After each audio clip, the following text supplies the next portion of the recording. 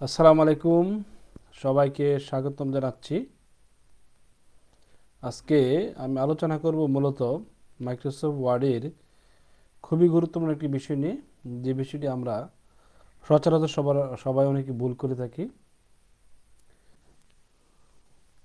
দেখা যায় যে অনেক সময় আমরা মাইক্রোসফট এই ওয়ার্ডের মধ্যে অনেক পোর্ট্রেট এই পেপার সাইজের মধ্যে অনেক সময় দেখা যায় যে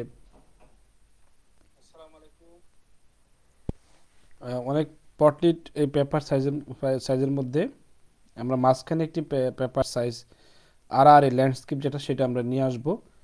এই সেটিংটি অনেক সময় আমরা ভুলে যাই, যার ফলে আমরা দেখা যায় যে অনেক সময় এই ভুলে যাওয়ার কারণে আমরা মাঝখানে এই কাজগুলো আমরা করতে পারি না। তো আজকে আমরা এই কাজটি আপনার এই ছোট্ট ভিডিওর মাধ্যমে আমরা দেখানোর চেষ্টা করব যে কীভাবে মাঝখানের একটি পেজকে আমরা ল্যান্ডস্কেপ পেজ হিসেবে সেটিং করতে পারি।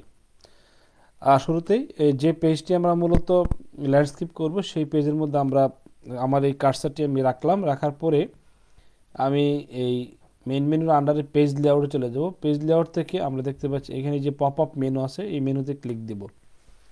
ক্লিক দেওয়ার পরে আমরা এখানে ল্যান্ডস্কেপে ক্লিক দেব।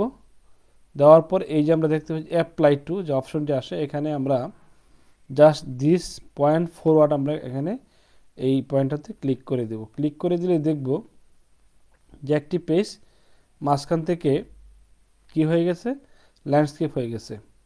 উপরেগুলো প্লটলিট রয়ে গেছে, মাঝখানটা ল্যান্ডস্কেপ হয়ে গেছে, আবার নিচেরগুলো ল্যান্ডস্কেপ হয়ে গেছে।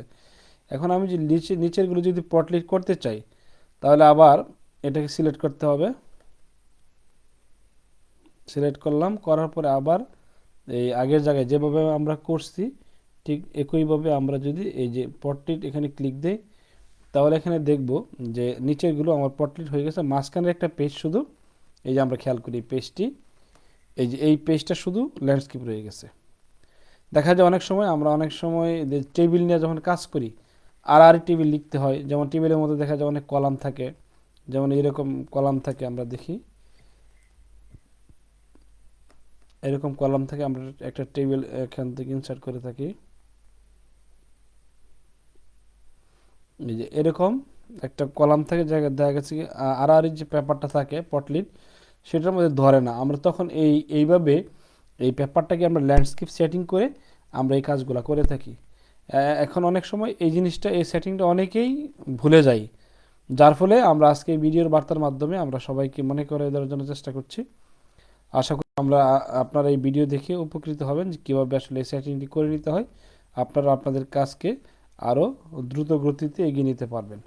আমাদের সাথে থাকার জন্য আপনাদেরকে ধন্যবাদ জানাচ্ছি। আমরা আরও গুরুত্বপূর্ণ ভিডিও নিয়ে কথা বলবো সামনের ক্লাসগুলোতে। সে পর্যন্ত সবাই ভালো থাকেন। ধন্যবাদ সবাইকে।